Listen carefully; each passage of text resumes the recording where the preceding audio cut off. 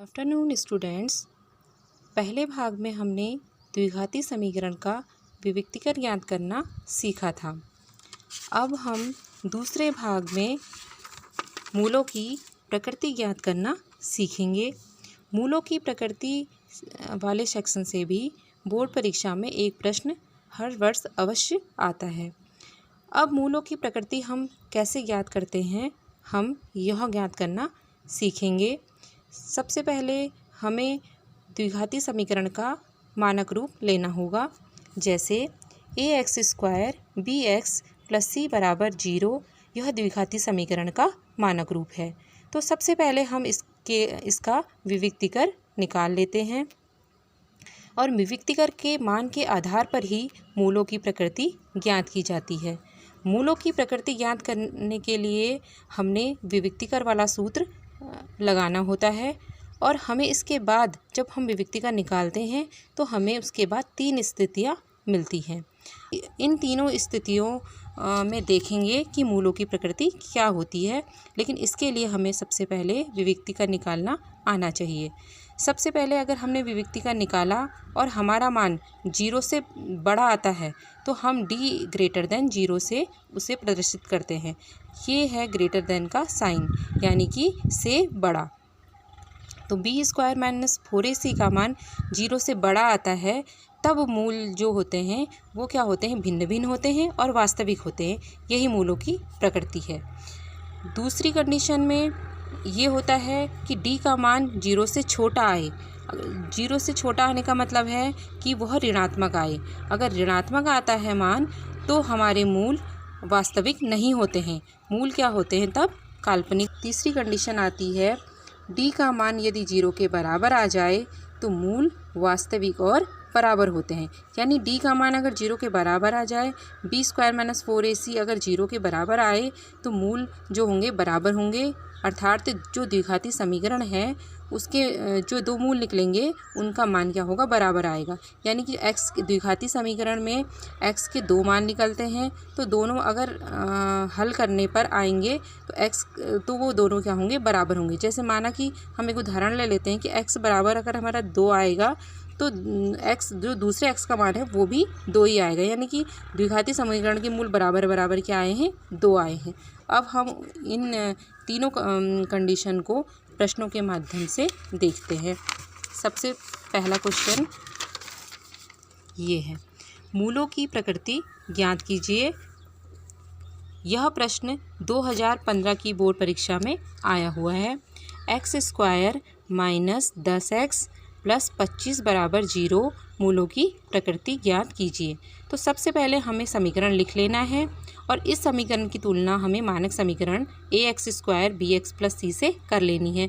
तो a का मान कितना आएगा, 1, क्योंकि x² के आगे कुछ भी नहीं है तो इसका मतलब इसका गुणा क्या हुआ है, 1 से यहाँ पर हुआ है। अगर x के आगे कोई भी संख्या नहीं है तो इसका मतलब उसकी 1 से मल्टीप्लाई हुई है, जो हम लिखते नहीं हैं, हम गणित की भाषा में उसे लिखेंगे नहीं। तो हम a बराबर 1 आएगा, b बराबर -10 आ जाएगा और c का मान जो हमने तुलना करी तो कितना आया, 25 आया। अब हमें तीनों के मान ज्ञात हो गए।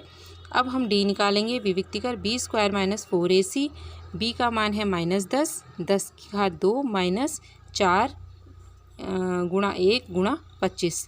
अब 10 की घात 2 का मतलब है, -10 की घात 2 का मतलब है कि -10 2 बार गुणा होगा। जब 2 बार गुणा होगा तो माइनस माइनस क्या आ जाएगा, +10.100 और 4 एकम 4 और 25 से जब इसकी गुणा करेंगे तो 25 चक्को 100।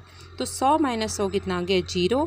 इस प्रकार हमारे b² - 4ac का मान आया 0। तो इसके मूलों की प्रकृति क्या होगी, इसके मूलों की प्रकृति होगी कि द्विघाती समीकरण के मूल वास्तविक और बराबर हैं। इसकी प्रकृति यह होगी। तो इसी के आधार पर आप अभ्यास कार्य हेतु इन प्रश्नों को स्वयं हल करने की कोशिश कर सकते हैं। 2x² - 6x + 3 = 0 और एक प्रश्न और है 2x² - 3x + 5 = 0। अब हम दूसरी कंडीशन लेते हैं जो हमने यहाँ लगाई है। द्विघाती समीकरण 2x² + x - 1 = 0 मूलों की प्रकृति ज्ञात कीजिए। इसको हल करने के लिए भी हम पहले की तरह ही इस समीकरण को पहले लिख लेंगे द्विघाती, और उसके बाद इसकी समीकरण की तुलना मानक समीकरण से करेंगे। और मानक समीकरण से करने पर हमें यह पता लगेगा कि a बराबर हमारा 2 है, b बराबर 1 है और c बराबर -1 है। जैसे हमने पहले क्वेश्चन में देखा था कि जो x का गुणांक है यहाँ पर कुछ नहीं दिया है, तो 1 से हम यहाँ पे गुणा मानेंगे। तो x का मान तो इसका मान b बराबर क्या हो गया, 1 हो गया।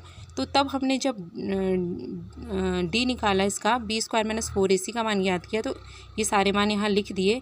1 का स्क्वायर, तो 1 का स्क्वायर का मतलब यह है कि 1 2 बार गुणा होगा, 1 गुणा 1 -4 गुणा 2 गुणा -1, तो 8 जब इनकी गुणा होगी तो 1 की कम 1 हो गया, 4 दूनी 8। अब यहाँ पर देखिए कि ये माइनस है और ये वाला भी माइनस है, जब ये गुणा होगा तो ये कितना हो जाएगा, -8 हो जाएगा।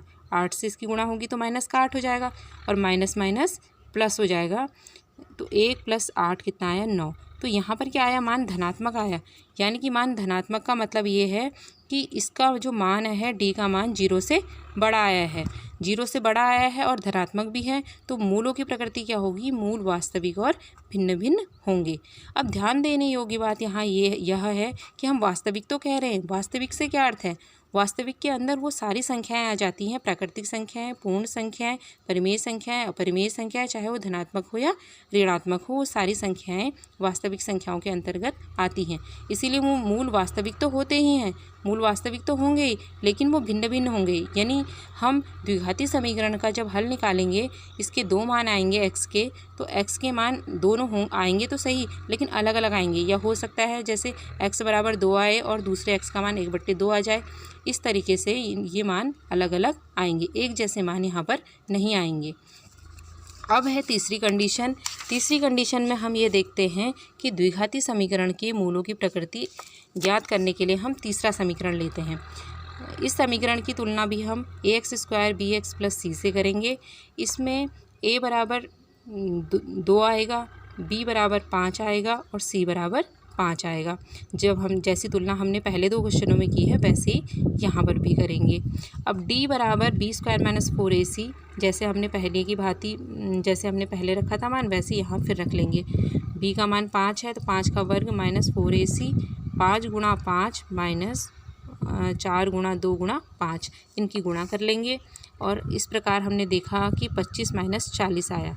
25 - 40 का क्या मतलब है कि यहाँ पर मान क्या आया, ऋणात्मक आया। यदि मान आपका ऋणात्मक आता है तो इसका मतलब ये है कि ये मूल क्या होंगे, वास्तविक नहीं होंगे, काल्पनिक होंगे।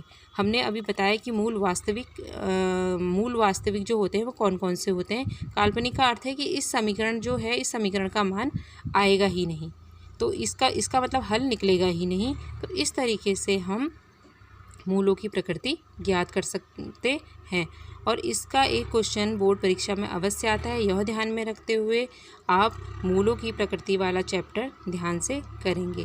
धन्यवाद।